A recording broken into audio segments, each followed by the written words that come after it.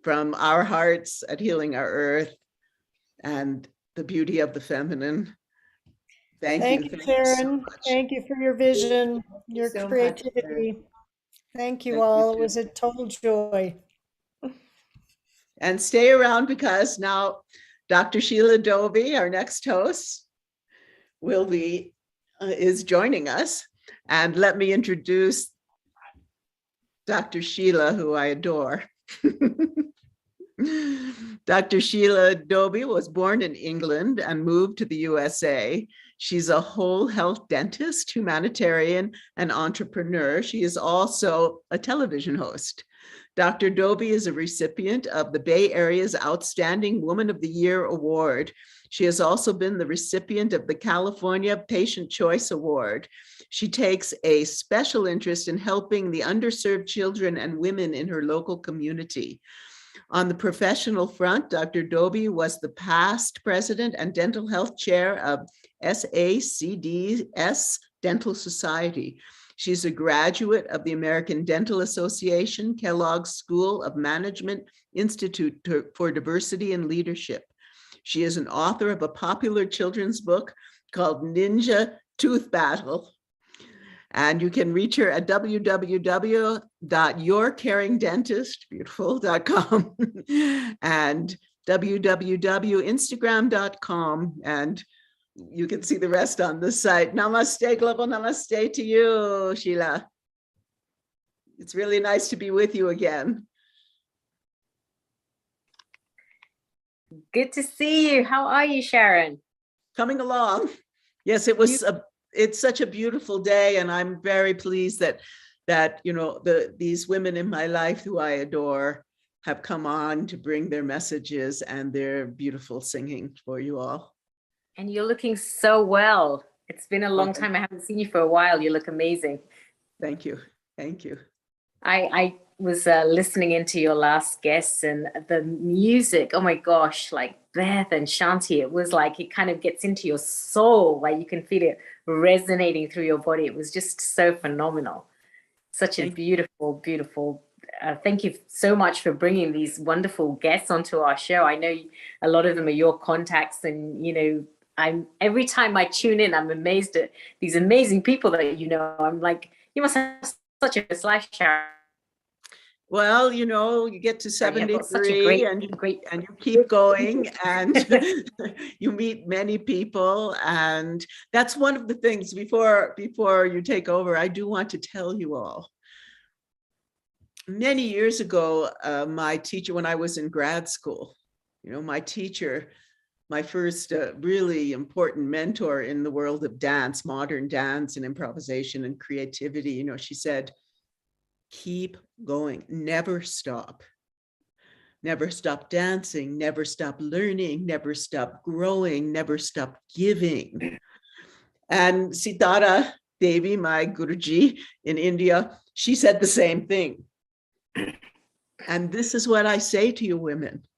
You know, we have such amazing abilities. We've been really blessed. Even though we're going through a very difficult time on the planet right now, we are very blessed, and especially Healing Our Earth, to have this connection.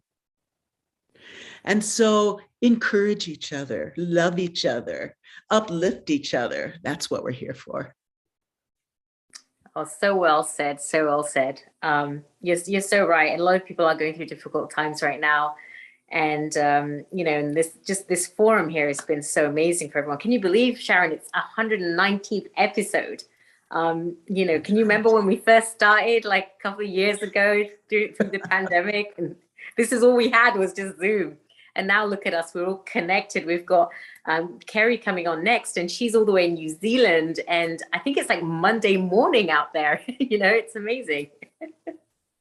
And, you know, this session is brought to you by Healing Our Earth and Global Women Empowerment Forum. And it's been so great to see how, you know, we've evolved. I mean, Neil Kumar put this all together, our producer, you know, 119th episode ago, and just seeing all these amazing people globally all over the world and to be part of this women empowerment group is just amazing. So thank you so much, Sharon. And I hope you're staying around for a while, right? Because I know afterwards, After Kerry, we have another wonderful guest, and I just want to make sure that we will get a chance to ask all our questions.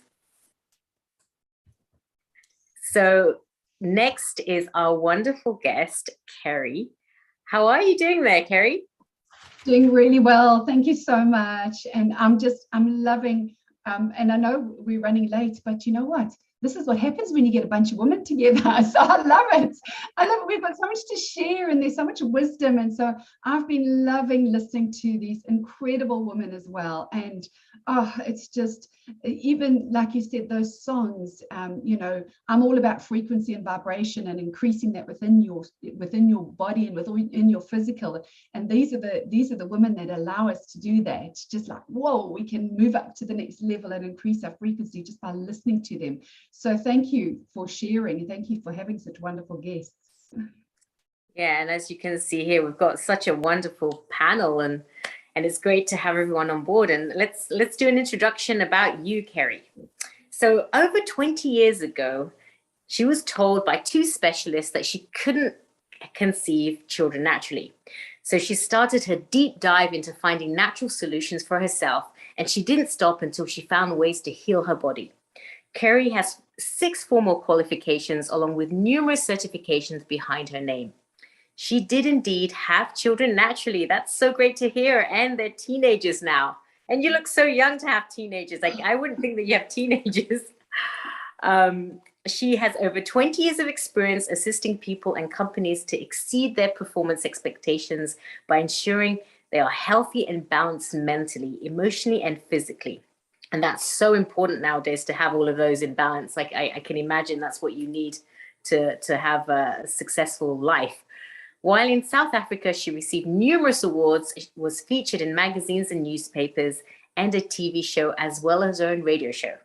Now in Auckland, New Zealand, Kerry sees clients in her clinic as a natural health practitioner, as well as coaches international clients all over the world. In the last 2 years, she has coached over 5,000 clients. That's a lot of people. That's a lot of lives that you've changed. In 2019, she won International Wild Fish Coach of the Year. From the beginning of 2021, Kerry now trains other health practitioners and coaches and health practitioners on how to grow their business by getting better results for their clients.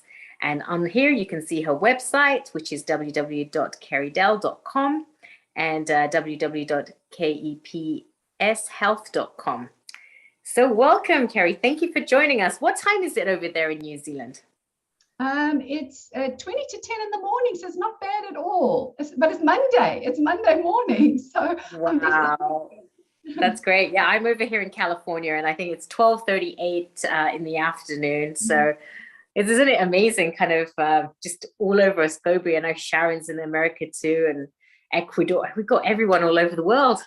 Weiling's in Ecuador. It's just amazing to have everybody so connected. It's lovely. It's so lovely. And it doesn't matter where we are. It's just such a wonderful forum to connect like this as well. Yes. Absolutely. Now, are you going to talk? Do you have a talk prepared for us today, or are you just are we part of a chit chat forum here? So I have, I did want to, just extract some of the info that I've got on a training program of mine. And I thought it'd be really, really awesome to share with you ladies, because it is called the Power of 6. And when I think about the number 6 in numerology, I just wanted to read to you what I researched and I found, because I think it's so apt for where we are right now and for us women being where we are right now. So the number 6 in numerology, it's the embodiment of the heart. It's unconditional love. It's the ability to support, to nurture, and to heal. It's a powerful force of compassion and empathy. It's a warm light, a beacon of hope. It's the role is to use the heart and soul in service to others. We could all use someone in our life that absolutely embodies the power and the energy of the number 6. So I thought I wanted to share with you some of my training programs and the information from our training programs, which I've taken the 6 And really, as women nowadays, it's more important than ever that we tap into this, that we really tap into our heart, into our unconditional love, into our intuition.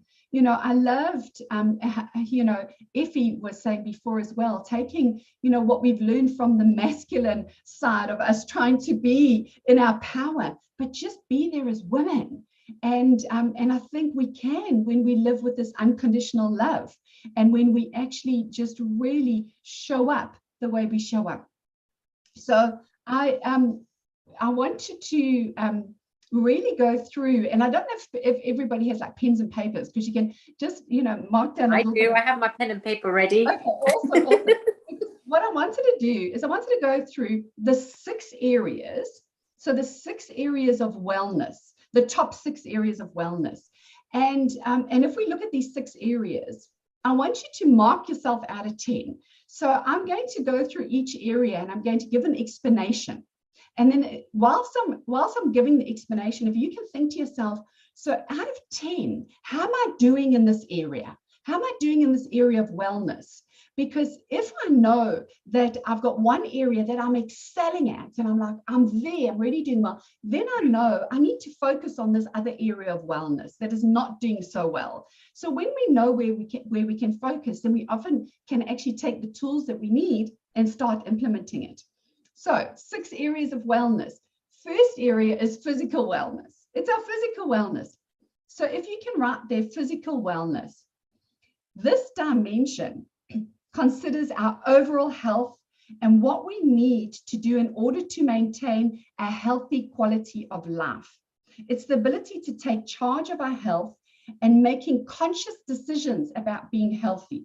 Physical wellness is the ability to maintain a healthy quality of our life that allows us to get through our daily activities without fatigue or physical stress. So developing physical wellness empowers us to monitor our own vital signs and understand our body's warning signals.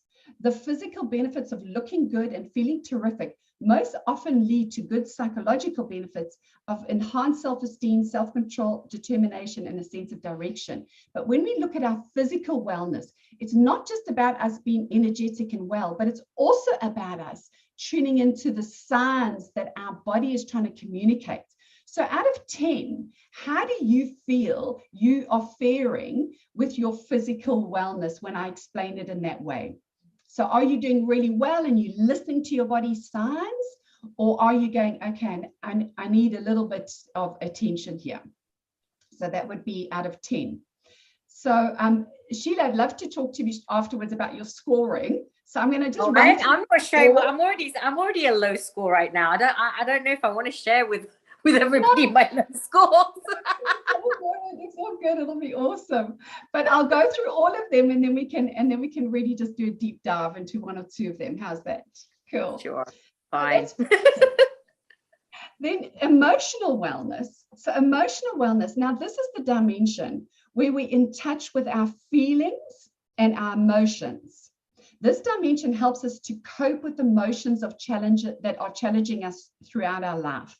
Emotional wellness concerns our ability to understand ourselves and cope with the challenges that life can bring.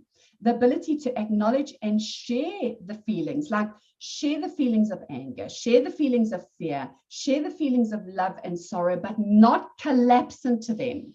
So in other words, not go crazy when we're angry and when we are dealing with all this fear and anger and frustration, and not collapse into depression and not really collapse into those sorrowful, feelings, but really being able to be emotionally balanced about recognizing them, knowing that they're coming up, but actually knowing that I've got this. I've got this. I understand what I'm feeling. I'm feeling my feelings. So you feel your feelings, but you don't collapse into them. So on a scale of 1 to 10, where do you feel that you fit in on that scale? That's emotional wellness. Then the third one is actually social wellness. We need people in our lives. We need relationships in our lives. How do we fare when it comes to social wellness? So this dimension considers how we relate to others, how we connect, how we communicate, and how we get along with other people. So it's about us getting along with other people, but it's also about how do we feel about ourselves when we're connecting with those others. So it's not just about our connection with our loved ones and our friends and our community, but how do we feel about ourselves when we connect with those people? So that's emotional wellness. Emotional wellness is tapping into, yes, we're connecting with others, but are we really enjoying the person who we are when we connect with those others? So that's emotional wellness. Then we've got intellectual wellness. And I loved what the lady said before, because intellectual wellness is about us being lifelong learners. That's what we really are. We're lifelong learners. So this dimension is about the desire to be a lifelong learner. It's the ability to open up to new experiences and ideas in order to continue to grow. Intellectual wellness is the ability to open our minds to new ideas and experiences that can be applied to personal decisions, group interaction, and community betterment. So it's the desire to learn new concepts, improve our skills, seek challenges in pursuit of lifelong learning, and contribute to others. So as we're learning, we're not just holding it in for ourselves, but we're also in service to others. So our intellectual wellness is looking at both angles of that. Learning, being lifelong learners, being able to implement it in our own life, and being able to help others. That's a lifelong learner. So that was the fourth one. The fifth one is about financial wellness. We live in modern society. We need to look at the financial wellness. The financial wellness is a dimension that deals with the ability to understand our financial situation and take care of it in order to pay the day-to-day expenses, as well as look after our future. So have we got it under control where we actually know what's going on day to day, and we've got our finger on the pulse in the future and go, I'm sorted for my future. That's financial wellness. And then the last section of wellness, which I feel is the sixth one, which is in the top six, because there's many people look at different areas of wellness, but this for me is my top six. So the next one is spiritual wellness. So spiritual wellness is the ability to establish peace and harmony in your life, the ability to develop congruency between values and actions, and to realize a common purpose that binds us together and creates us that can contribute to us and others. So spiritual wellness is a personal matter which involves values and beliefs that provide a purpose to our life. While different individuals may have different views of what spirituality is about, in general, it's considered to be about the search for meaning and purpose in a human experience, leading one to strive for a state of harmony with oneself and others while working to balance inner needs and the rest of the world. So that's spiritual wellness, having peace and harmony in our life and with others in our life. So that for me is our top 6 areas of wellness. So Sheila, I want to ask you, how did you feel about those explanations, and how was your scoring? You know what was interesting for me was actually like looking at your life as a whole, because we do get very kind of focused in on our day to day, and then you're right, you don't really look at all the different areas, and it was a good way of doing a quick check of everything, and I really like that. Thank you for that, for sharing that, Kerry. It was a good way of being like, oh yeah, I did realize that I felt like I was lacking more in the spiritual sense, but I was doing well in one area. But that's not what you want to be doing. You want to be balanced and get your score up as high as you can. Absolutely. And the thing what happens with life happens. We have lockdowns. We have things that just come and knock us by the wayside. We don't expect it to happen. But if we have those areas of wellness operating at a really good level, we can get to handle those things. We get to handle life. We get to come through those. We get to learn even greater lessons. We get to experience them without collapsing into them, without going into fear about them. So I truly believe that there can be a balance of wellness. There really can be a balance of wellness. And then when life comes around and knocks us a little bit, because it's always going to, there's always going to be some change, we can still handle it. We can still handle it. And we can still get through it quicker instead of taking months, of prolonged, how am I doing? And, what's happening? And, oh, woe is me, and feeling sorry and getting into victim and all these things. When we've got our 6 areas of wellness and balance, we're doing incredibly well. We really are doing incredibly well. So I wanted to bring that to your attention so that you go, right, I've got these 6 areas of wellness, but I've got a whole lot of other 6s to look at. So I want to share with you as well. For those people that know, Tony Robbins talks about the 6 human needs. And the 6 human needs for me has been also very, very vital in today's life. Because, most people looked at the need for certainty, which is one of the top needs. Now, the need for certainty was taken away from us. It was really taken away from us. We had no certainty, and it's just like, okay, but let's not collapse into that. So Tony Robbins' 6 human needs is the need for certainty, the need for variety, because we also need that in life. So we mustn't forget that we definitely need variety. So why get so worried about everything to be so certain when we can also have some joy around the variety that is coming, or what could be exciting around the corner for us? We need the certainty for love. We need the human need is love and connection is one of his other human needs. And then also the 4th human need is growth. The 5th one is significance. And the 6th one is contribution. Now, some of those human needs are personality needs and others are spiritual needs. So if we go through the 6 human needs and we identify which ones are really my top needs in my life and which ones are am I really needing to take my spiritual wellness to the next level? Because when we are, connecting on a level of contribution, oh my goodness, the spiritual well-being goes, is so, so amazing. So when we're in service to others and when there's a sense of contribution, it's amazing. When there's a need for growth, then that is the need for intellectual wellness, where you're going to be learning more and being that lifelong learner. So that also is just amazing to have that in our life. So those needs are really, really important, I think, to understand that there are 6 really human needs. And if we understand ourselves in relationship to that, we know that we can have an impact on all our areas of wellness. Then there's a man called Eric Edmonds, and he talks about the 6 human hungers. So this comes down to wellness as well, because we've got different ways that our body communicates with us as far as how hungry we are and what we need to feed this body, what we need to nourish our body. And the one hunger is actually thirst. Our body doesn't know how to communicate thirst with us. So it communicates through a grumbling tummy. So if people have a grumbling tummy, it's like, feed it water first. Because most people I come across are dehydrated. Yes, cheers. Well done. Most people are dehydrated. So when we feel hungry, it could be a thirst hunger. Another hunger could be an emotional hunger. We've all heard that. It's like, do we really need that food?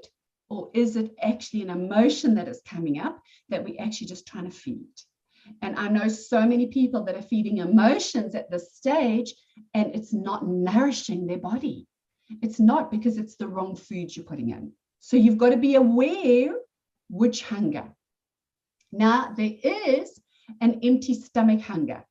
So this empty stomach hunger tricks people up, because after you've had your dinner at night time and you're relaxing, all of a sudden it's like, oh, there's a little bit of it. My tummy is starting to grumble a little bit.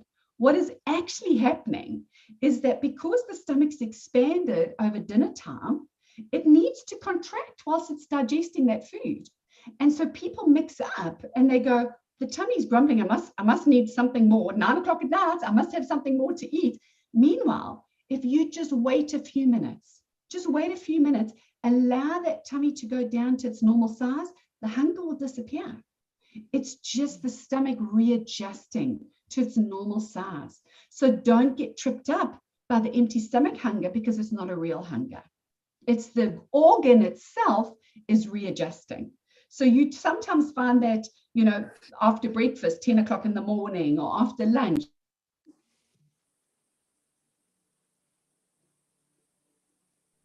There we go. Am I back? Yes, you are. There we go. I wasn't sure what I was muted it. So it's looking into you know, whether that empty stomach hunger is a real hunger or not, and it's actually not. It's the organ readjusting. Then another human hunger is that low blood sugar hunger. So we know what happens when we have that chocolate and it spikes our sugar, and then all of a sudden it drops it. And we go, oh my goodness, I need something else. I need to pick that energy up again. And so that's a low blood sugar hunger that comes into effect. And a lot of people feed that with the wrong stuff as well. And then another one of our hungers is a variety hunger. And we've all had this as well. It's like, we know we're full, but there's something there that somebody has made that I've never had before. I've never tasted it before. Or, you know, somebody's brought something round. I'm not hungry, but it's not the norm that I normally have. And it's just variety, because humans want variety. We want variety. So we'll go for something that is, we're not hungry, but because it's something different, we're going to try it. We're going to try it. So that is a variety hunger. So I've done thirst hunger. I've done empty stomach, emotional hunger, low blood sugar hunger, variety hunger. And the last hunger is actually nutritional hunger. It's the one we need to listen to. It's the one where if we put live whole foods into us, we will become satisfied, because the nutrients will nourish our bodies and we will be satisfied. So if we put, I say, living food into this living body, we're going to live longer. So we need to put good fruits and veggies and good wholesome food into our body.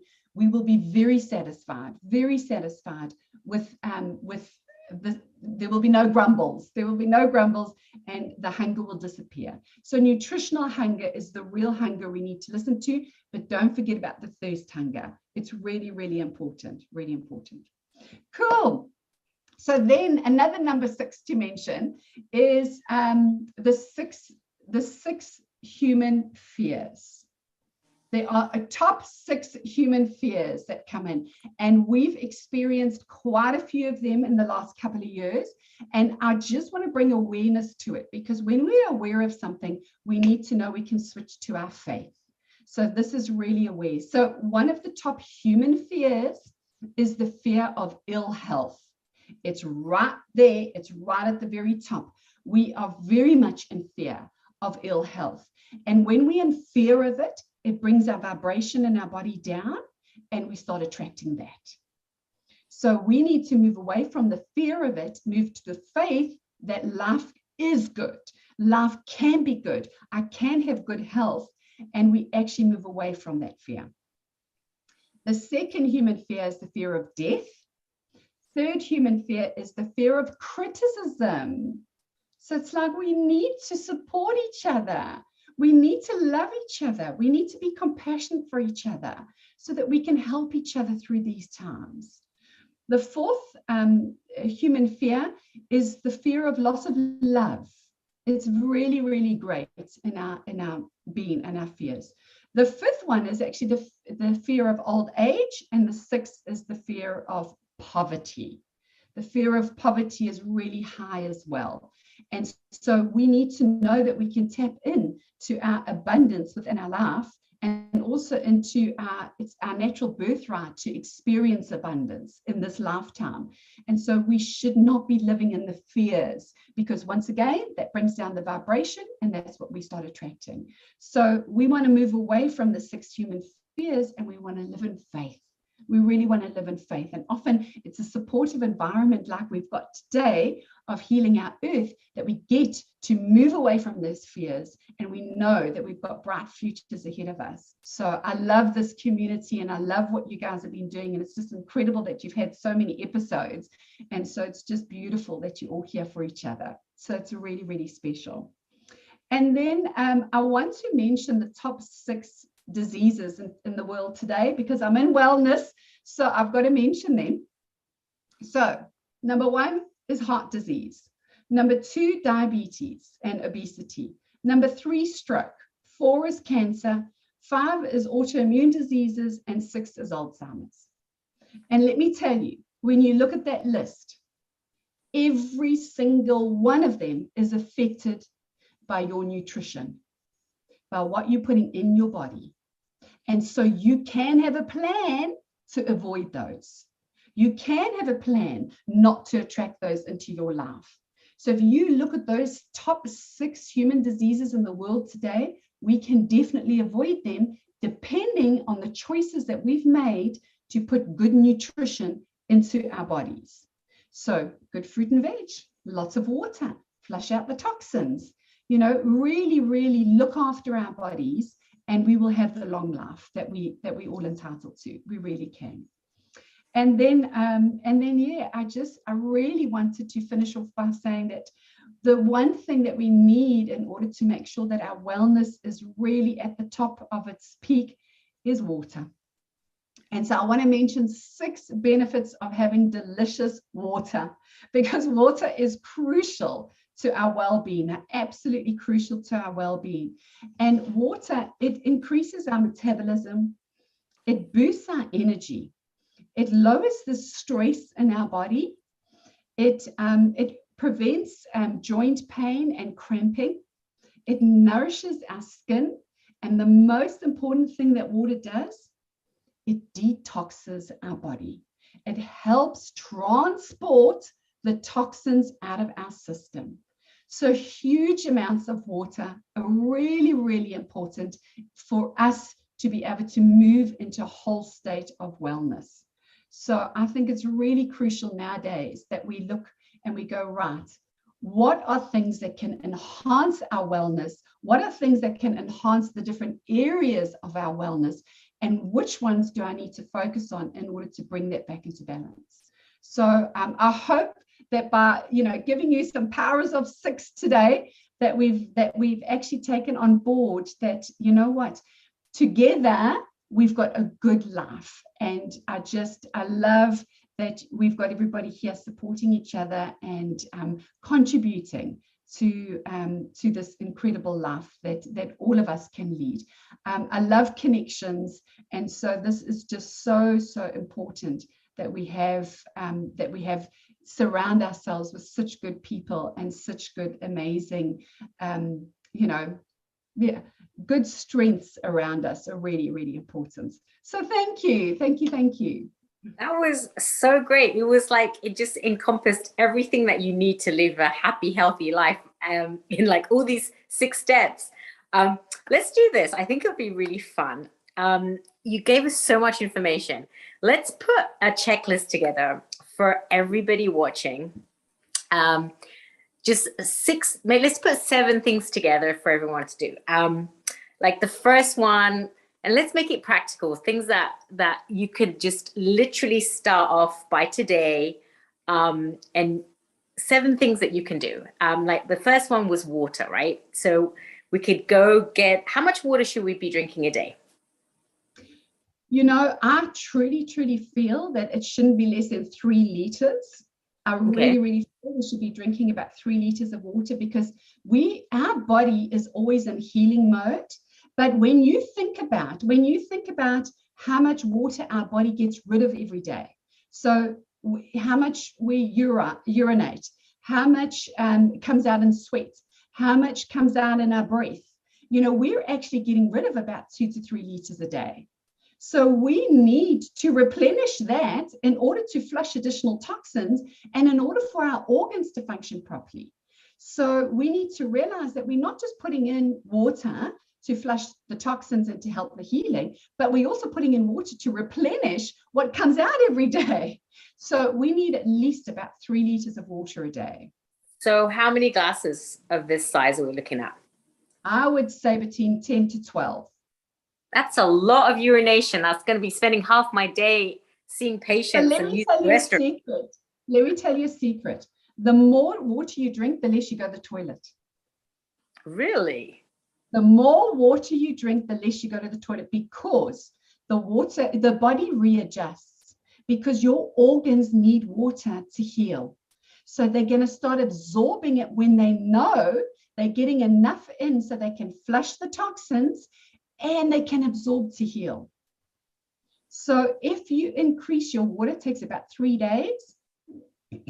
If you increase your water, it will take about 3 days for your body to adjust, and then you won't go to the toilet as much. Oh, thank you for telling me that. I've done this with thousands of people around the world, and I've asked them this: have a glass of water just before you go to bed at night. Just before you go to bed at night. And if you don't wake up to go to the toilet, you know you're hydrated. Wow. Yeah. Because that's a big, I'm glad you told us that, because a lot of the times everyone's like, don't drink a couple hours before you have to go to the restroom, before you go to bed, because you have to you'll have to get up in the, in the middle of your sleep to use the restroom. So I'm so glad you told us that.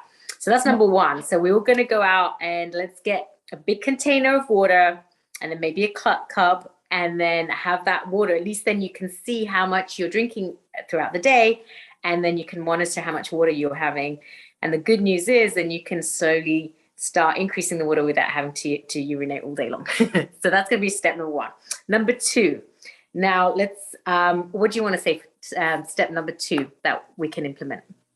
So I would love for you ladies to tune into your intuition. Really tune into your intuition, because I feel as a woman, my intuition was probably heightened. Number one, when I wanted a family, I had this absolutely burning desire that I wanted a family. So nothing was going to stop me. I was going to find every solution. I was going to really go for it. But it was incredible, because when I did fall pregnant, and it was amazing, I did fall pregnant naturally, I found I was so in tune with my intuition. That motherly instinct kicked in, and it was just like, I know what this baby needs. I know exactly what I need to do. I know the decisions I need to make around this in order to make a healthy child. And I feel like we as women, we tune in very quickly. We can tune in really quickly to our intuition. A lot of people call it our sixth sense. And so I really want you to tune into that intuition. I feel that our guts really do guide us. So my gut for me is a little bit of like, okay, tuning in. So we got to clear that gut out if it hasn't had any clearing out, and really look after our gut well-being in order to be able to, tune into that intuition. But tuning in and listening to that is much better than listening to this. Because often this going on in there, right? Yes. But your intuition knows. Your intuition is just like amazing. So if you are guided by your intuition, you will be guided on the right path every time. Every time.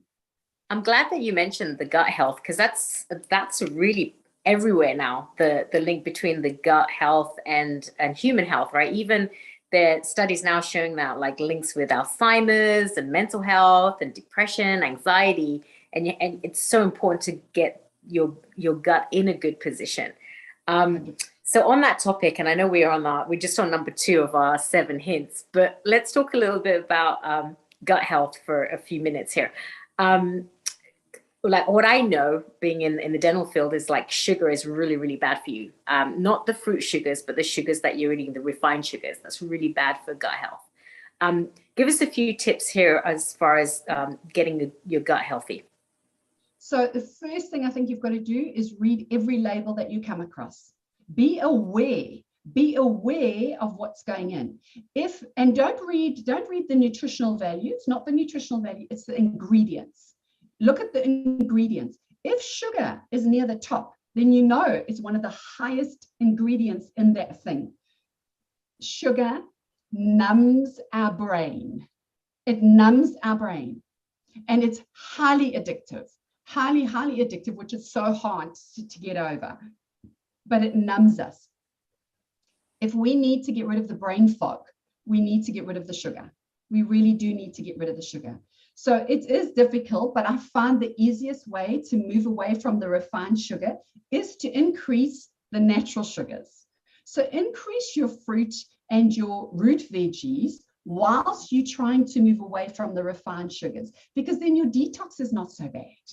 So the body goes, okay, that's cool. I'm still getting some natural sugars in, you know, but it really is super, super important that we don't have refined sugar in us, because refined sugar is poison. It's poison for us. That's exactly what it is. And we should be seeing it as poison. So yeah, and numbs the brain. Well, people don't realize that sugar is as addictive as cocaine. You know, they did that study, right, with the rats, and there was sugar and there was cocaine, and the mice and the rats, they actually went to the sugar. And then once you're on it, it's dampening down your brain. For us, it's like, for my patients, it's causing them, you know, huge amount of dental caries and cavities and gum disease. And then that bacteria goes into the bloodstream, causing a bunch of other things like heart attacks, strokes, Alzheimer's, premature births, a whole array of things. So sugar for us is number one enemy. I really believe that we have to take that out of our diets, moving more towards, like you were saying, the natural sugars. Now, remember, artificial sweeteners are also bad. I know a lot of the audience are like, oh, what about the, you know, the Splenda and, you know, the other kind of artificial stuff? That's also bad. What we're saying is the sugars that are the natural sugars, the fruit sugars, and basically stuff that isn't coming out of a packet, right, Kerry? Exactly, stuff that's not in boxes and tins, you know. Unfortunately, that's the stuff that tastes the best. But this is the thing, when we get used to putting the natural food, the fruit and veg, our taste buds change. Our taste buds change. We start to change. We start to realize, oh, wow, that's the real taste of something. So it is amazing that we can definitely have, you know, a shift towards the good stuff. So what I tell my clients, living food, fruit and veg, into a living body to live longer. Dead food into a living body, you will die earlier. And unfortunately, the stuff with refined sugars is dead. It's dead. So that's the way I've switched my mind over. It's like, you know, that donut, it's dead. It's dead. They try and make it nice and colorful with icing and all the rest of it, but it's not going in here, because it's going to make me die earlier. It's going to affect my liver, my gallbladder, my pancreas. It's going to have effects on the lining of my guts. It's going to have detrimental effect to me long term. It's numbing my brain. There is just so much that it's not working. So why do I want that? Why do I want that? Yeah. And I'm so glad that you, sorry to interrupt, but I'm so glad that you mentioned when you stop eating sugars. I mean, I gave up sugar about 2 years ago, the refined sugars, and it was very difficult. It was very, very difficult. That first 2 weeks was like, you know, you get angry, you get mad, you're kind of, you get your withdrawal symptoms. But now it's been a while. It's true. Like when I look at a donut or a cake, I never thought this was ever going to happen, but I look at it and I just look at it more like, oh, it's just not what I want to eat. And I really get satisfaction from eating basic things like a pomegranate or something, you know, something very, very like a fruit and vegetable. I'm like, wow, this is so tasty. And I felt like I couldn't quite taste it quite before. And we do have a question on there, and that's from, I think it's Sally, who's going to be our next guest. And the question that she had was, what about stevia? Yes, so stevia is one of... Yeah, it's one of the more natural ones, but stevia is very, very sweet, like really sweet. So you've got to really watch the quantities that you have, because some people don't realize that you only need such a minute amount of it. So I'm not against it. It is more of the natural one, but minute minute quantities of it, because we don't want to spike everything too much. We don't want to overwork the organs too much. Same like honey. Honey is brilliant, but you know, small amounts, very small amounts. Stevia, honey, all of those really do have an impact on our liver. And 80%, now I know the stats come out of America. America's brilliant at keeping stats. So I think all our stats come from America, but 80% of Americans have fatty liver disease.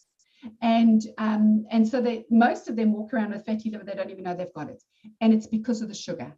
Now we used to only think of cirrhosis of the liver because, you know, we used to think of alcoholics getting cirrhosis of the liver.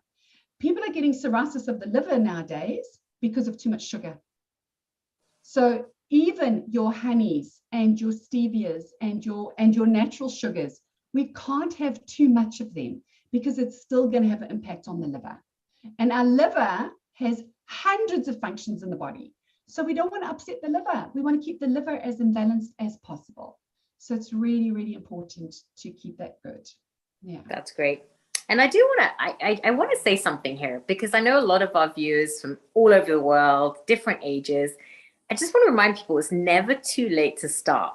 Like, just because you might be 60s, 70s, 80s, and you might be overweight, or you may have fatty liver, as you're saying many Americans have, it's never too late to start to kind of take that shift and be like, okay, this is what I'm going to do. And let's start with a few. And this is why we're going through our 7 steps is, we, you know, start off with the water and then cut out a little bit. We're not saying tomorrow go and open that cupboard and just take out everything that's processed. Start by cutting a little bit of the sugar down, and then start eating a little bit more fruits and vegetables and take it from there.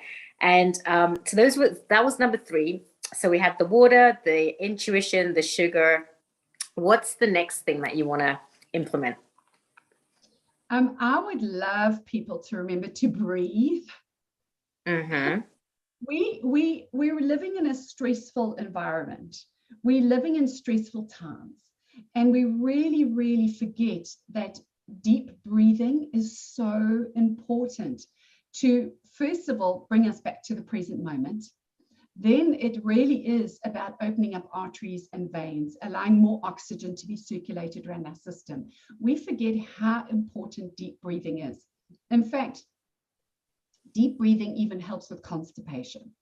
So really, really, really, we need deep breathing for so many reasons for our health. And, you know, I say to people, when you go to bed at night, lie in bed and do deep breathing. When you wake up in the morning, before you get out of bed, do deep breathing.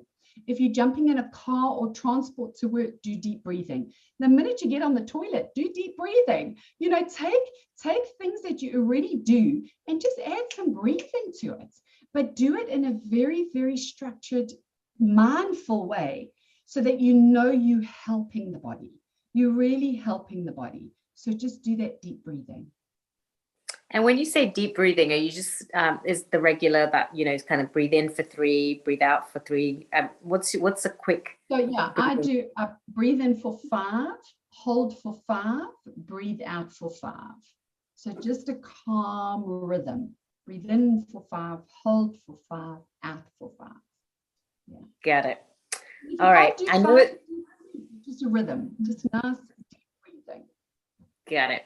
So let's have a few more of your tips. I think we're down to 5, maybe 2 more, because I know we've got our next guest, Sally, coming up, and we're all excited to have her too. And then we can, at the end, have another discussion, because I know I can speak to you for hours, Kerry, about all these wonderful ideas of 6s that you have. But do share with us a couple of your last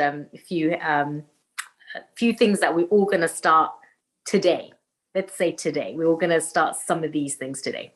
Yeah. So what I really, really feel is so important is that every now and again, if you can think about it, we actually eat too much food. So every now and again, skip a meal, and do some fasting. A little bit of fasting every now and again is super, super healthy for us. Super healthy for us. I do fasting on a monthly basis, and in fact, Thursday last week, I actually tested positive for COVID. I went into fasting, and I'm here today. So I truly feel that I just find that, you know, it just helps the healing process. It really helps the healing process, helps speed up things so that we can actually get ourselves back on track. So, you know, fasting actually helps us heal quicker. That's really what it does. Yeah. Got it. All right, give us one more before we move on to Sally. Quiet time. Spend some quiet time with you, because you're worth it. So quiet time with you, with the journal, you're just meditating, whatever it is, but take time out. Take time out. You'll be surprised how good that is for you. Wow. Well, thank you for that. And I know that's one thing we're going to have you back for a session to show us how to do that, because as soon as I'm like got about 2 minutes of quiet time, I'm like, okay, well, I've got so many things to do. And then I'm like online. And I think that's something that you hear about it everywhere, that you need to do it, but you just don't know how to start. And then you kind of give up. So definitely going to have you back on for some more of your one. I mean, there was so much wealth of knowledge today, and I really want to kind of go into each topic a little bit more deeper at some point. And if you are able to stay on after our next guest, we're going to be having a little panel. That would be great. I know we're getting a lot of questions coming in, and I just want to get on. I know we started a little bit late, so I'm excited to introduce Sally. So Kerry, I'll see you in a few minutes, and thank you for giving us such a wonderful talk. Thank you. Thank you. And I'm excited to introduce our next guest, which is Sally. Sally Mabel. How do I say your name? Is it Mabel? Did I say it correctly? Yes, that's correct. Very beautiful. Good. Sally Mabel.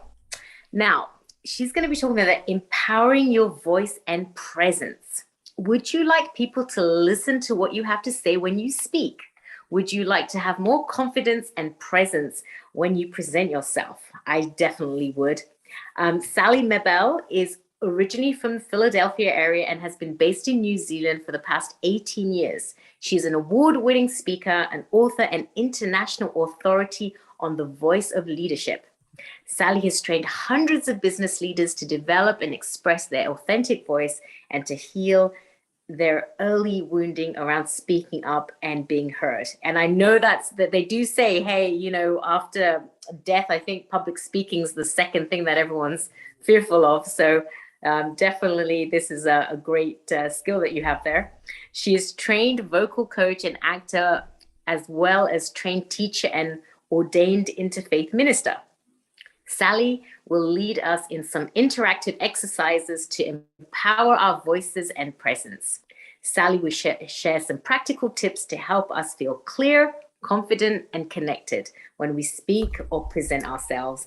And her website is listed here, www.sallymabel.com. I'm super excited to have you on, Sally. Welcome. Thank you. Oh, can you hear me? Yeah. Thank you, Sheila.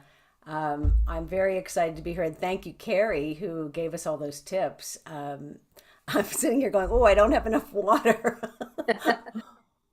I don't think, from what I heard, none of us have enough water. We've got like 2 liters down. I thought I was doing good with my 3 glasses a day.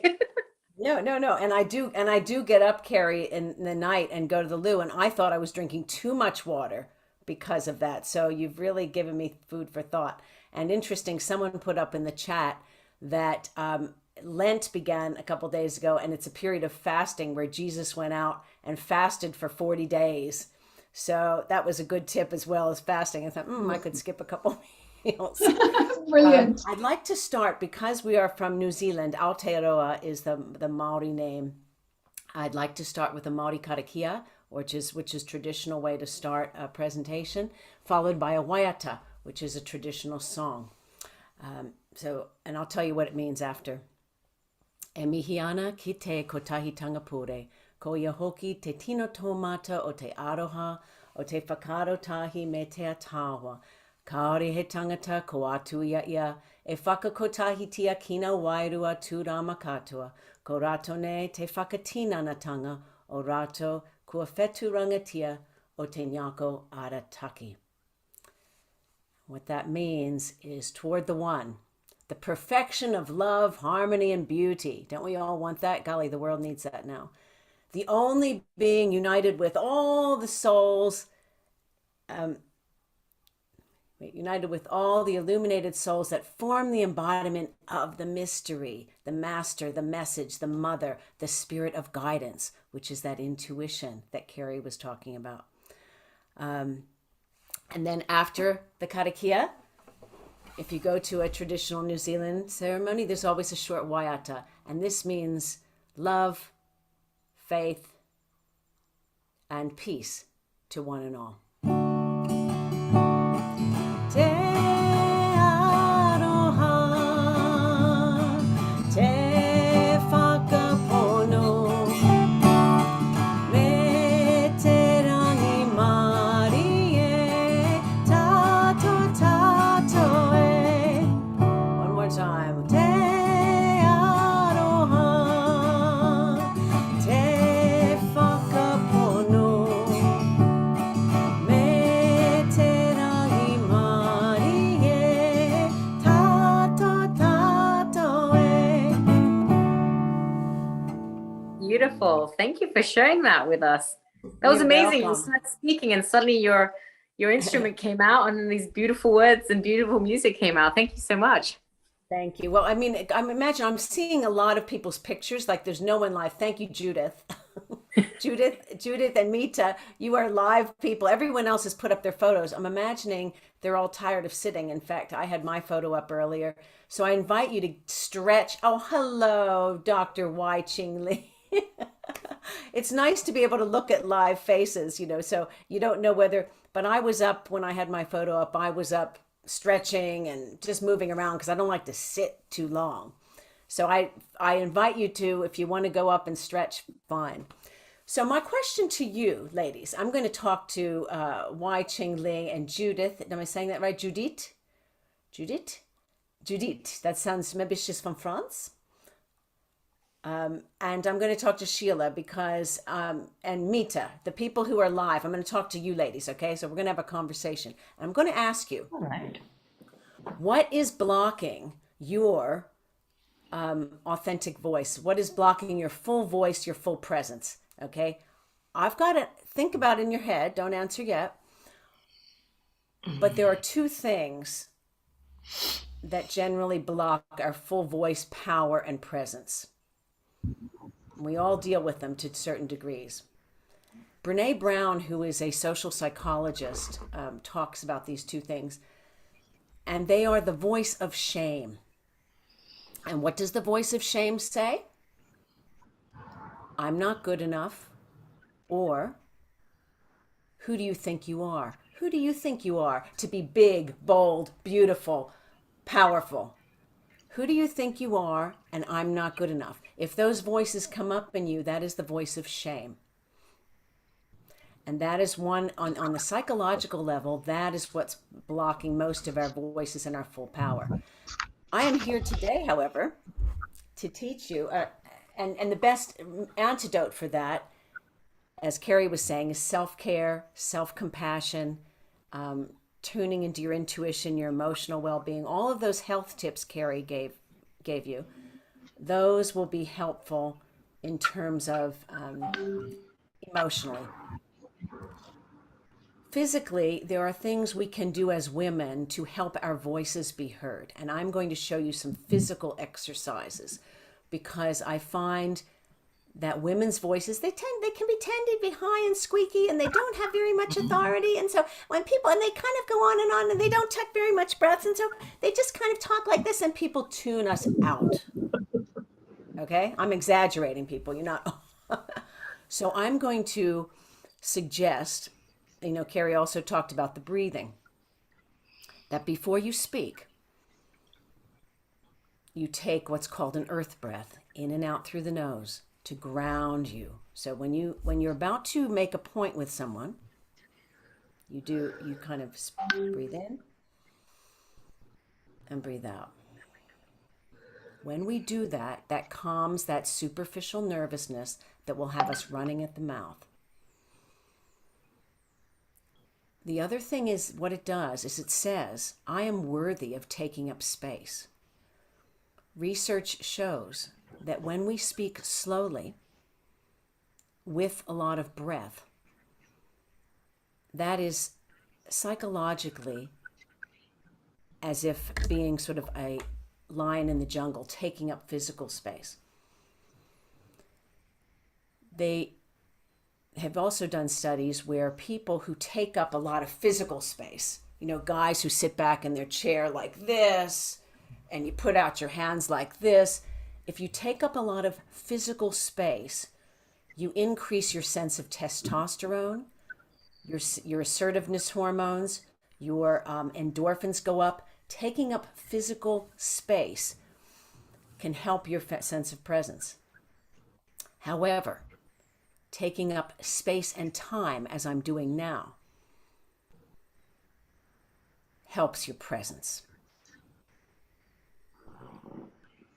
If I dare to take a breath when I'm speaking with you, what am I saying? I'm saying I am worthy of your time and attention, and I'm worthy of taking up space. People who have high status tend to speak more slowly and to take up more space and more time because they assume that what they are saying will be attended to.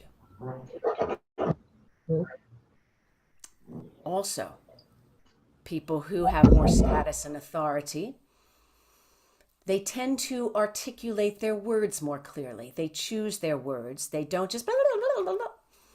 So what you want to do is you take your earth breath,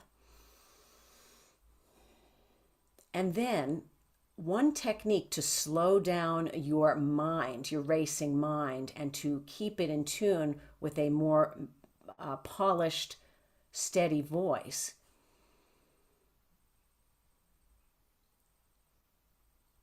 is to over-articulate. So I'm going to show what I mean. If I am speaking to you and I am moving my lips as I'm doing now, what I'm saying is that every word I'm speaking has power. If I move my lips, blah, blah, blah, blah, blah, I'm not saying that my voice has power. I'm saying by speaking like this, I'm telling you what I'm going to tell you has importance.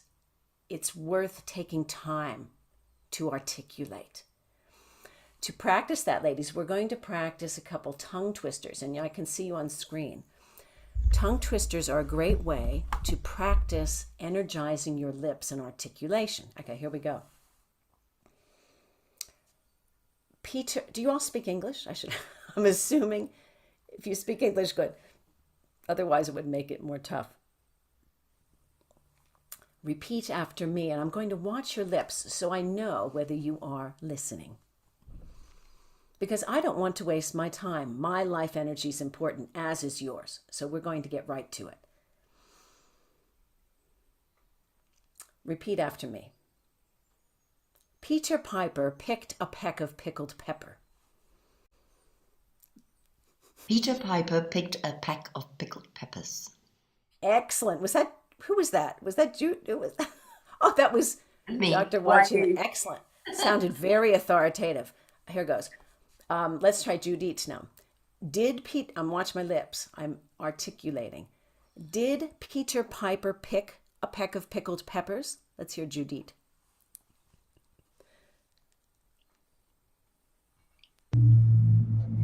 Did Peter Piper pick a peck of Peter Piper? I'm so sorry. I had to mute myself. I forgot. That's okay. Sorry, not to pressure you. I should have said raise your hand if you'd like to try one, but it's good. We can all do it. Actually, you can do it on mute, so I won't call. I won't No, go unless ahead. anybody's eager. Wai-Ching, Dr. Wai-Ching Lee, Yes, would you like to try one? I thought we already did one. Sure. Yes, Oh, I'm another sorry. one. I'm sorry. You did one. Sorry. Mita, would you like to try one? Do you want me to repeat it? Okay, I'm going to do another one for you, dear. And I'm saying it as if it's the most authoritative thing in the world, even though it's a silly tongue twister. Because the practice is slowing down your breath and speech and energizing the lips. She sells seashells by the seashore. She sells seashells by the seashore. Beautiful and articulate. Excellent. And Dr. Sheila, would you like one? Let's give you one. Betty Botter bought some butter, but she said this butter's bitter. What? Why do I get the difficult one?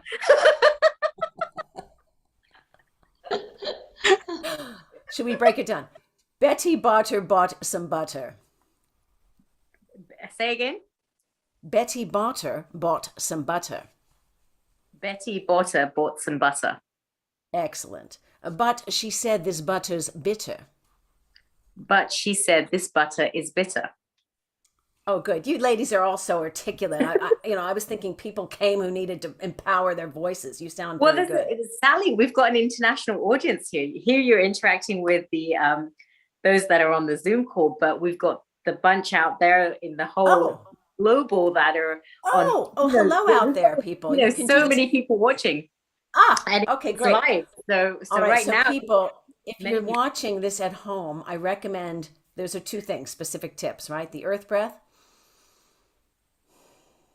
in and out the nose to calm yourself down, and speaking slowly, that's 2, and 3, over articulating, if you really need a message heard. Okay. Now, what else shall we do? Yes, the other thing is vocal prosody. Now, vocal prosody is a technique. It's not a technique. It is the quality of the variety of volume and tone and pitch and pace and pauses, the variety with which you speak. If I spoke to you like this and just spoke like this, or even just went like, oh, and just talking like this all the time, people tune out. Studies have shown in Psychological Science 2015, to be exact, there's a journal article there that says an energized voice and a voice with vocal variety has more sense of power. It will help you feel more powerful, and it will help the listeners who are listening to you feel your sense of authority. So we're going to do a couple empowering poems. I'm going to say a line, and those of you out there, I would like you to repeat after me. They're empowering messages as well as the practice of variety. You'll see me, I'm going to go quiet, I'll do louder, I'll go faster, I'll go slower. I will break up my speech so it's not all just like this, okay? And listen to the message. This one message is a letter from Martha Graham, who was considered the mother of modern dance. And she broke all the rules. She grew up in the time of classical ballet, where there was only certain ways to dance. And she broke the rules. She danced barefoot. She moved her body in obscene gestures, like articulating her rib cage, which you don't do in ballet. And the critics called her too old, too overweight, too tall. She's not a ballerina, but she is the mother of modern dance. She said this to her student. And let's do it line by line. There is a vitality, a life force, a quickening that is translated through you into action. Maybe I'll do it in shorter bits. Ready? There is a vitality, a life force. You can say it on your mute. Do it on your mute so we don't all. There is a vitality. Okay, and just do it. Just do it in your own. There you go. And because there is only one of you in all time, this expression is unique. I'm watching your lips to see if they're moving. If you block it, It will never exist through any other medium.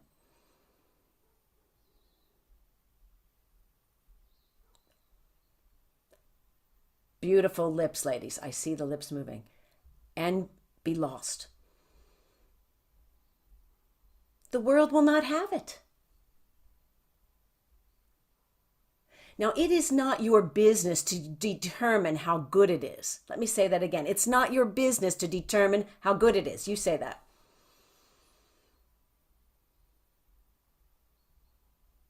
Nor how valuable it is. Nor how it compares to other expressions.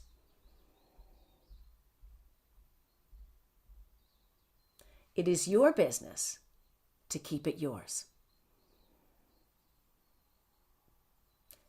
Clearly and directly. Keep the channel open. You don't even have to believe in yourself or your work. What a relief. You don't even need to believe in yourself or your work.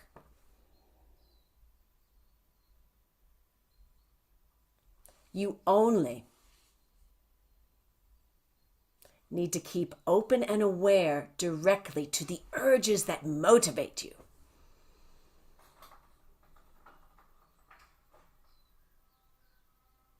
Keep the channel open. No artist is pleased. There is no satisfaction whatever at any time. There is only a queer divine dissatisfaction.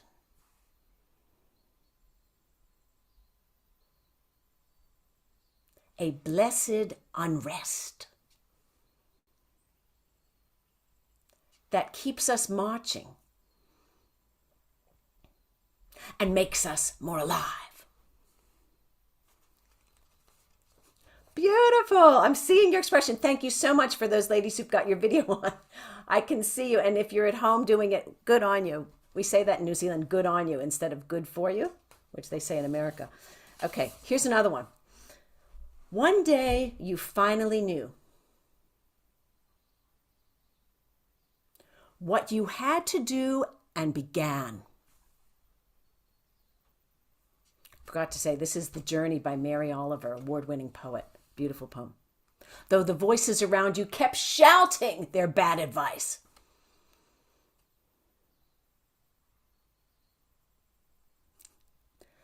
Though the whole house began to tremble and you felt that old tug at your ankles.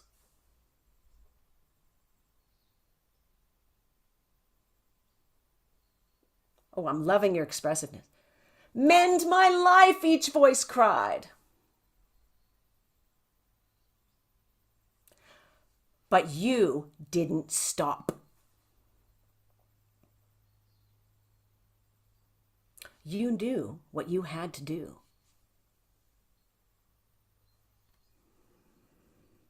Though the wind pried with its stiff fingers at the very foundations.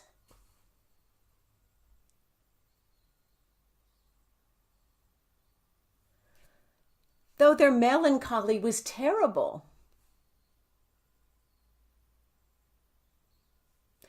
It was already late enough.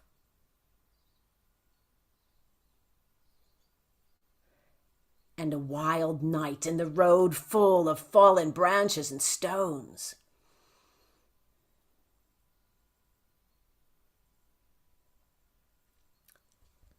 But little by little, as you left their voices behind,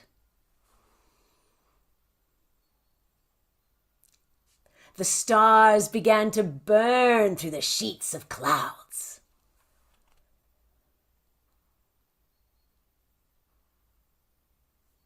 And there was a new voice, which you slowly recognized.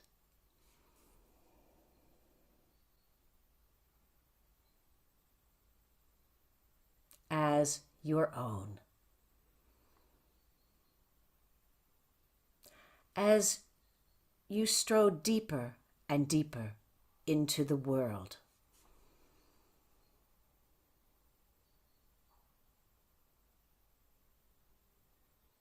Determined to do the only thing you could do. Determined to save the only life you could save.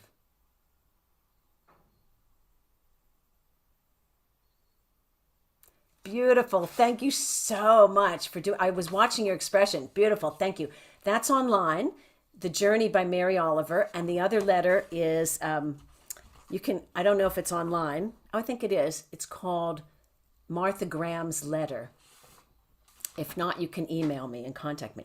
Now, I could go on and on all day, but I will stop because I know it's late. I believe it's very, very late. I am an hour behind when I was scheduled to speak.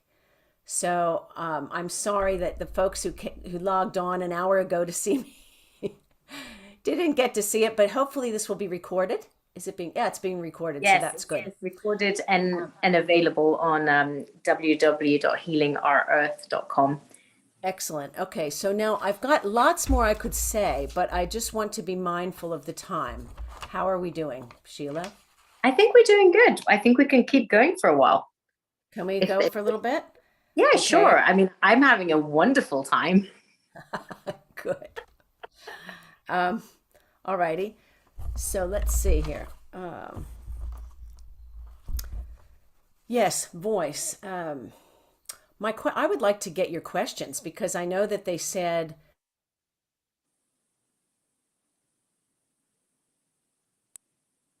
thank you, Dr. White. Too deep. You can't speak up because you're in a quiet room.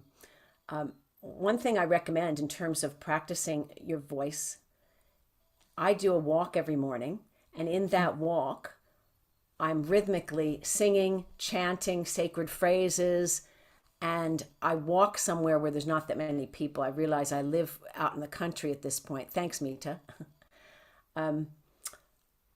So I can do that and not be embarrassed that people are listening to me. If you live with a lot of people, I recommend you go anywhere you can have privacy if you want to start practicing this voice.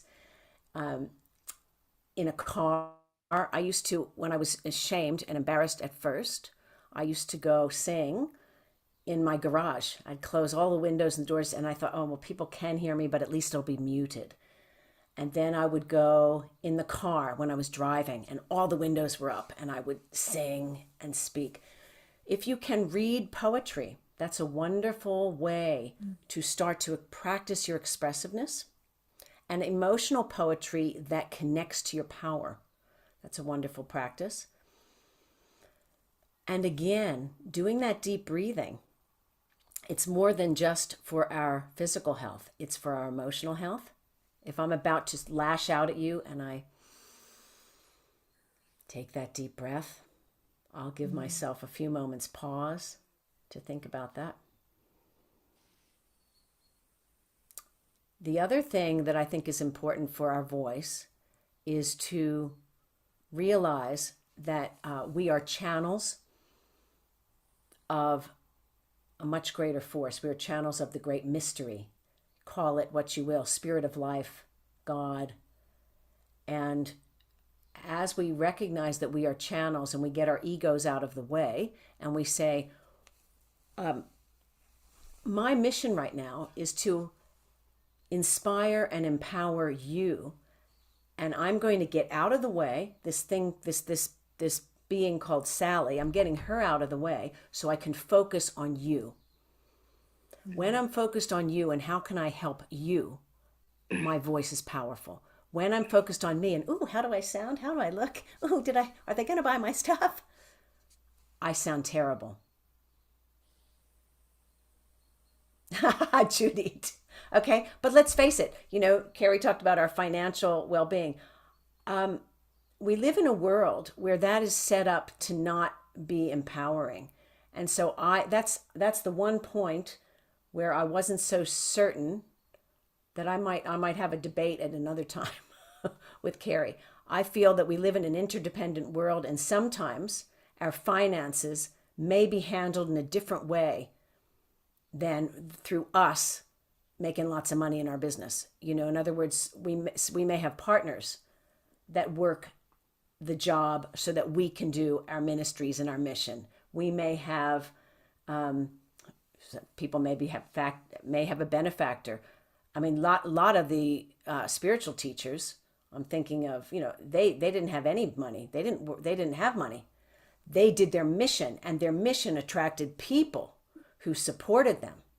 So I'm not saying we're all spiritual teachers that cannot worry about money. I'm just saying I have made the mistake in my life of making that important versus my mission. And I think that has caused me to make a few mistakes. Yeah.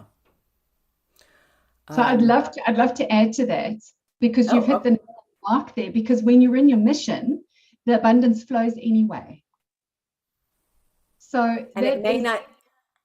Yes, it comes from all angles and anywhere. So I'm with That's you. good. Yeah, Good point. yeah. So Carrie, so what I'm saying is when you were saying how you're doing financially, in my life, I've been up to that 8 to 10 zone quite a bit with all those things you said. Yeah. With the financial zone, I haven't been up there.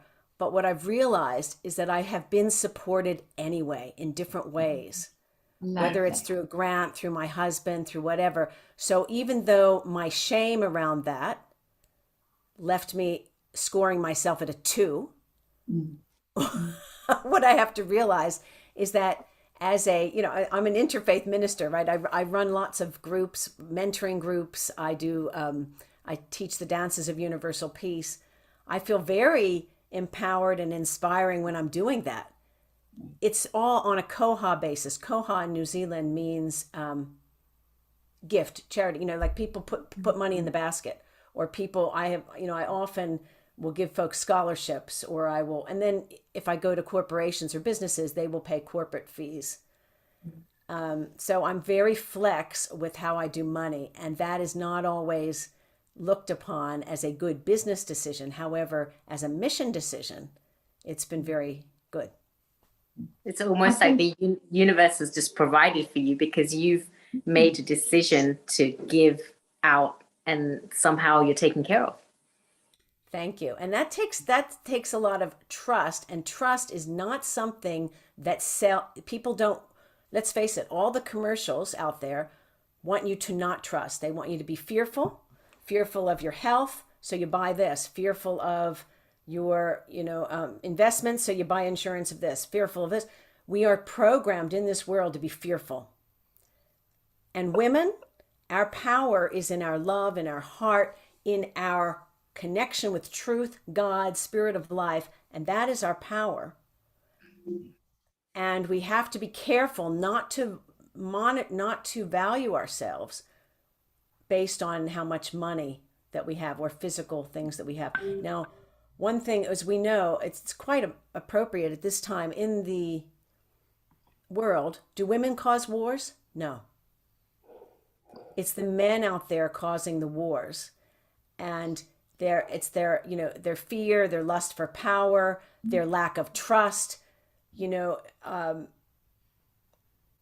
they're not there exactly. And our ability to be vulnerable, to be real, to be connected to our heart and intuition, this is what our power is. Yeah. And Sally, I have to add, because I've come across so many women who have undervalued themselves. So don't undervalue. You have got so much value to add to others and to share to others. And so when you're sharing that value, it will come back in different energy ways. And money is just energy. It's just one of the energies. So that's when I talk about, the financial well-being. It's the wealth that you feel when you're adding value to others. Oh, nice. Oh, that's nice. That's a nice way to look at it. Thank you for that. Thank you. And Yeah. Sally, since you like words and etymology of words, so there's something I play with, and it's abundance. So abundance, and it's a bun dance. So Like a little bun when you're pregnant. Yeah, Carrie, so when you're pregnant, you have a bun, right? And so it's like a bandana. It's like us women, we are the carriers, as you say. I'm also a reverend. So we're the carriers, we're the channels of divine feminine energies and fertility, fecundity, and all that abundance is just within us. And if we know how to bring it out into the world through the arts and through weavings and cooking or culinary arts, any of the feminine arts that are undervalued, and how we bring it out. And anywhere in the world, what do people do when people migrate to a country? What do? They start off by tapping into the feminine arts, which is like cooking and taking care of people.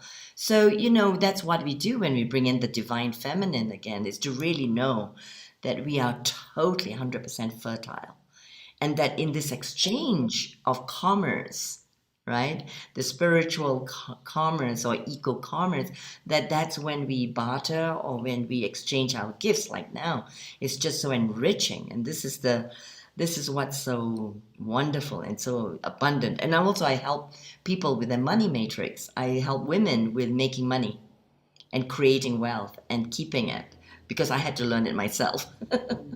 So we learn our lessons through this. So this is a joyful communion in how we can all support each other in this forum and to create wealth, physical wealth. And I'm learning about crypto, and that's not like it's easy, it's like, whoa, it's something new. I had to just go into that space, the hyperverse space. But it's essential. And whatever it is that we go into, it's a beautiful weaving, just like this. So I want to thank you for this fun ways of expression. And it was just really fun, Sally. Thank you. Well, there's lots more to share. I wanted to say before I stop and either take questions or so, is on my website, thesallymabel.com, there are lots of free stuff, free tips on my blog. It's a free self-assessment. There's 30 questions I ask you, and you rate yourself from 1 to 5 on 30 items about your voice and what I call your voice of leadership.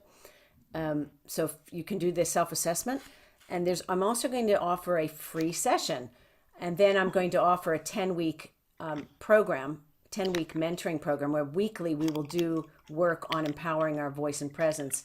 And I just want real quickly, this is my book, The Voice of Leadership. Oh, wow. 6 keys to presence, influence, and creative confidence. And there's me. But so in this book, just real quickly, there are 6. It's interesting that this is called 6 keys, and she's got 6. There's another 6, Carrie.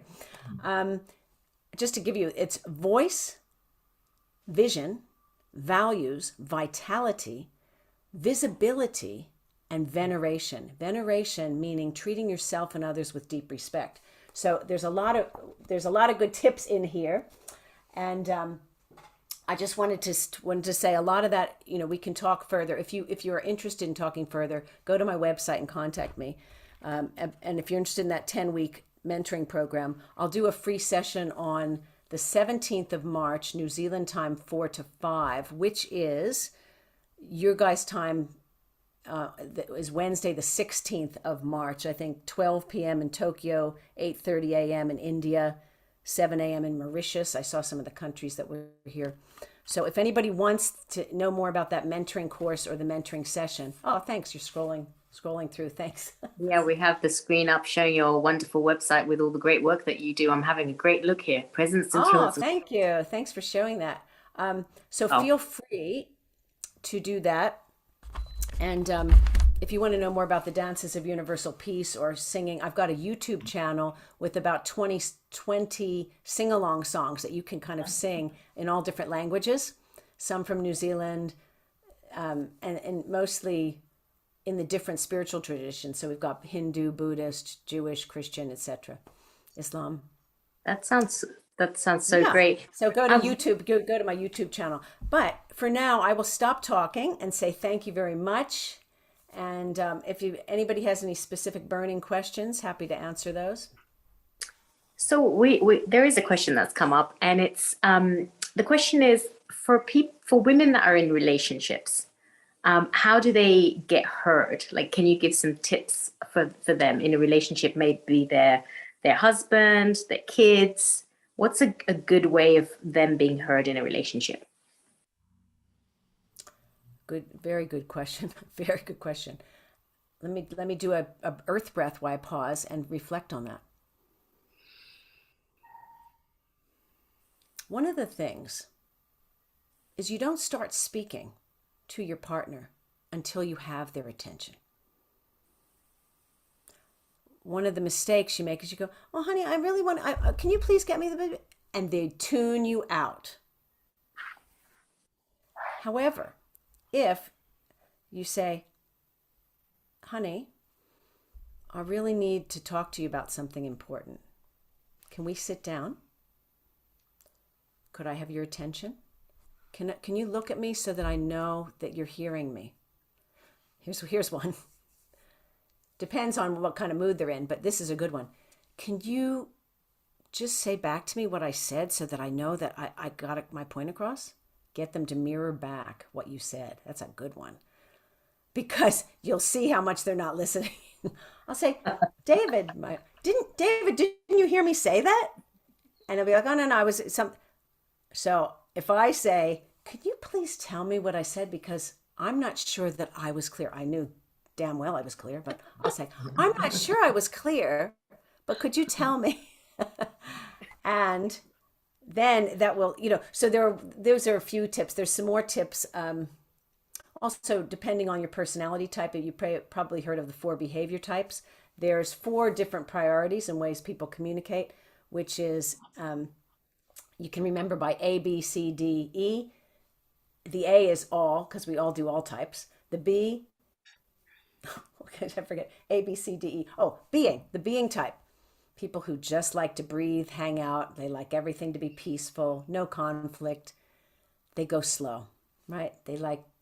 Most guys may not be in that type, but they'd like you to speak slow, be calm and peaceful. There's the checking type. They want you to get all the facts correct, and they want you to get to the point, no fluff. They like to check everything that is actually truthful. So you have to have your facts straight for the checking types. There's the doing types. They go fast. They don't want to waste time. They want to just get things done. Look, I got work to do. What do you need? They want you to get straight to the point. And then there's the expressing types. I don't have one of those. Expressing types will love to talk and process, and generally more women tend to be the expressing types, and the guys tend to be more the checking types. That's a stereotype, but that's been my experience, probably because I'm a doer and an expresser. So did I answer your question? Yeah, absolutely. That was great. So so what I'm hearing you saying is there's all these different kind of personalities out there, but just those few things that you said to us can really help, like the attention. And that's a very valid point, because nowadays there's so much distraction with social media, people on their phone, and you're talking to someone and their watch is beeping, their phone is beeping. It's so difficult to get attention nowadays for everyone in the business or in the relationship world. So thank you for sharing that. And your book that you mentioned, I know you very briefly brought it up there. So is that a book that is good for just any women can read it, or is it a good book for? I'm Sally Mabel, and I'm here with my new book, The Voice of Leadership: 6 Keys to Presence, Influence, and Creative Confidence. Yeah. This book is suited for you if you're an aspiring leader, a career changer, a job seeker, a presenter, a speaker, a coach, a mentor, and anyone who wants to project more presence in the way you present yourself and communicate. The first key is all about voice, about projecting your voice, projecting authority, projecting warmth, resonance, fullness, dynamics, everything to do with voice and expression and what may block you from that. The exercises in there are research proven, they're practical tips, there's a lot of client stories. So key number 1, voice. The second key is all about your vision. What do you want to create? What's your philosophy? How do you want to see yourself? How are you currently perceived? And how do you want to be perceived by yourself and others? Key number 3 is all about your values, getting clear on your top values as well as your values hierarchy. When you're making decisions, what are your most precious values and how does that direct the way you act? The 4th key is all about your vitality. If you're feeling vibrant and positive and energized, you're going to come across with a lot more presence and you're going to feel better. So this is really practical tips to enhance your vitality. The 5th key is all about your visibility, your 7 steps to powerful presence, your 7 keys to crafting a persuasive presentation, your elevator pitch, everything that you do to own the room, to own the space, and to make yourself visible. And the last key, last but not least, is all about veneration. Veneration meaning the way you treat yourself and others with deep respect. And this involves a lot of communication skills, some emotional intelligence skills, and again, all research-based activities that you can use and put into practice right away. So here's to you, this is dedicated to you, expressing your voice of leadership. Wow, that was beautiful summary of all the questions that I had for your book. And I think you're on mute right now. If you could just. Oh, thanks for sharing that. That was great. So to answer your question, Sheila, it's for anybody. I basically, because the people who can hire me are generally business people, you know, who the folks who had me come do seminars and speeches and things were business people. I directed it towards aspiring leaders, women, but it works for anybody, really. And the emotional intelligence skills are quite powerful. In terms of talking to your husband, I recommend a process called nonviolent communication, which is wonderful. And I summarize it in my book as well. So that's a lovely technique. Beautiful. Thank you for sharing. Does anyone else have any questions? We have this communication expert here. We're so lucky to have you here. Thank you. Thanks. Perfect. Yeah. Well, thank you, Rita. Yeah, Yes, actually, I have a you go. question. So how exactly do you start? Because that's been my my issue. One of my mentors, she's on top of me. Why haven't you started anything? And I'm just like, I have no money to start it. So how?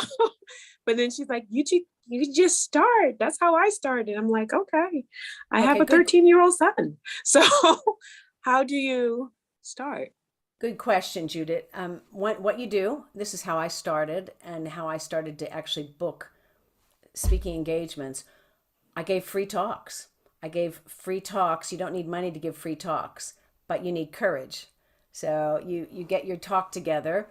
We can talk about that later. I can help you get your talk together, but you get your presentation together. And so many organizations want free speakers.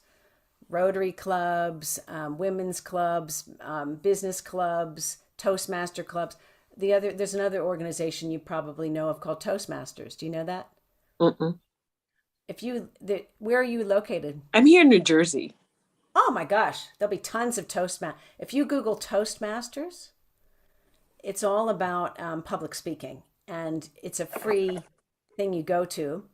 I think it's a very minimal fee that you pay, and you can practice giving your pitch. What are you actually wanting to get out and talk about? See, the thing is, well, the youth, the young people, and I've already started with at my job. I'm a teacher, teach French, and we have a mindfulness club, and I talk to them concerning interfaith things, but not really interfaith things, but issues of truly understanding yourself. You know, because I feel like our youth, they're being pushed and bombarded with making decisions about themselves when they're at an age where they're still exploring. So I really want to focus with them and with my past of the craziness that I've went through, having survived that and teaching them on how to do it, you know, and even the obstacles that life offers. So your question about how to get started if you're a teacher, aren't you in front of them already? I'm not sure. I am. I was thinking about that the other day. I was like, I'm in front of them. But then I, with the rules in school, and I'm like, I'm a little reluctant to, because it's kind of like in school. So I'm reluctant to not break rules, whichever. So I mean, yeah. So with your situation, I would ask myself, who are the groups that meet regularly? Are there after school youth groups? Who are the groups that I want to get in front of? And can I offer them a free talk? Thank you. I never thought about that. Thank you. You're welcome. And then Mita, you have a question? You're still on mute and your hand is raised. You mentioned at the end, Sally, about nonviolent communication, if I heard properly. It's very interesting, isn't it? I think it's how you communicate without, with empathy, without hurting other person's feelings. What would you say? I mean, can you do you think in the current situation of the Ukraine-Russian things, leaders should be given that kind of training? Oh my gosh, yes. I'd love them to hire me. And on a practical side, if you can give some tips to us as well. If Putin and Zelensky hired me, the war would be over. That's it. Okay. No, I'm serious. That's what they need. And we all need all this emotion, all of the stuff, this emotional intelligence and well-being and all of the things we're talking about. If we got that from early, let's face it, ladies, we know that if we got that from early on as children, we could have more world peace, couldn't we? So your question about, you want a tip on empathy? On nonviolent communication, what does it mean? And, what are the basic? Okay, what it means is basically empathetic communication. So never, anybody who's angry, a lot of times people, when Putin started bombing Ukraine, people were like, get him, I'm so pissed at him, blah, blah. And what I always say is, I wonder what he's feeling and needing. So the question always, when someone's angry, take your breath so you don't react and go, gee, I wonder what he's feeling and needing. So if my husband, for instance, if he goes, he bursts out in something, I'll go, okay, he's obviously feeling irritated and he needs some space. So you always ask yourself, what are they feeling? What are they needing? Because under every feeling that is anger, fear, irritation, any icky feelings, there's always a need that's not being met. If I can help meet that need, then he could hear me. So, okay, sweetie, I hear I hear you need some space. Can we talk about it at 5 o'clock after you've had a rest? So hear the feeling and then hear the need, get the need attended to. And sometimes you can't fill their need. They have a self-healing need, a wound that you can't heal. And so the empathy, Mita, has to be with yourself. Somebody's yelling at you, you go, oh, Mita, I feel so afraid. I feel so helpless. What do you need, Mita? Oh, I need to get away. I need to go somewhere safe. So if the person you're empathizing with, the feeling and the need, it might be like they're feeling really furious and they're throwing things, and they need psychological help and they need some counseling that I can't give them. I have to empathize with myself and get out of there. So you have to decide whether, like with my husband, if he's angry, I know it's not forever. It's a momentary thing. I can come back to him and talk to him later. But if some people have deep psychological healing that you can't handle, they either need to agree to go to therapy, or agree to meditate and do some spiritual work to get more neutral. And if they're not agreeing to go to therapy or to do spiritual work and they're not willing to do anything to change, I got to empathize with myself and say, is this, am I supposed to be a martyr here or am I supposed to get out of here? Wow. Thank you for that. That was really good. I totally agree with you. And it won't work with people who need some kind of additional help. So it's not going to work. It will only work with someone with that of maturity, so who can listen to what you are saying. Thank you. Yeah. Thanks. Thank you for reminding us that it's sometimes the emotions aren't directed to you, but there's underlining things that haven't been dealt with in the past. I think that was a really good takeaway from that comment that you made there. Reverend Whiting, do you have anything that you'd like to, the concluding questions? Well, not so much a question, but also to say thank you that we're going into a deeper, more profound conversation about finding the voice. I work with women who have been sexually abused and in family violence as well, and trafficked women. So, you know, this is really something that is not just personal, but generational and cultural, and it's a humanity issue. So all of us have to speak up, and that's the most difficult thing, especially on a personal trauma level, you know, is supporting them to really speak up, and especially speaking up with women who oppress other women. And that's difficult. I feel that's difficult because I've come across a case of a very unenlightened leadership. I feel it's from a spiritual teacher who's a woman. But on an everyday level, it was so difficult to observe the oppression and the narcissistic gaslighting that she places on people. And I couldn't say anything. And it was hard for me. I had to suppress my throat chakra, and I had to suppress it. And I keep praying. I said, I hope there'll be a moment when we can all heal, right? Not just her, but all of us heal, that we don't have to impose this kind of control over the others, you know? And this is part of what you're saying, Sally, is the nonviolence communication, NFC. It's so important to just respect each other and to hear opposing views without getting charged up or, you know, having to defend and project on others.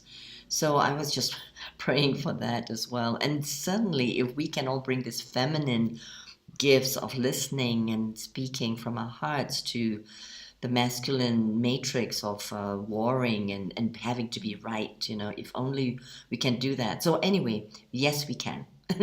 I want to just declare, yes, we can, and we're all speaking up with that. So that's what I just want to say, and thank you for laying the groundwork for us to speak up in this forum. Yeah, thank you. Thank you so much. And thank you for your time, Sally. I hope that we can have you back on again. And you have so much wealth of knowledge, and we'd love to have you back on for you to share some more information with us and for our viewers out there. Thank you, Sheila. I see that Judith has her hand raised. Do you have a quick little question, Judith? Oh, you're muted. As you were speaking, and Sally, this is directed towards you. I remember Rabbi Friedman, he said that we have the whole story of the Garden of Eden according to the Torah. That's not the way it happened. What happened is that God said to Adam, you should not eat of the fruit, right? But then Eve heard the heart of God, where actually God was saying, I need for you to eat from the fruit because I need for you to go down to the lowest level, which is earth, so that you can bring me down to them.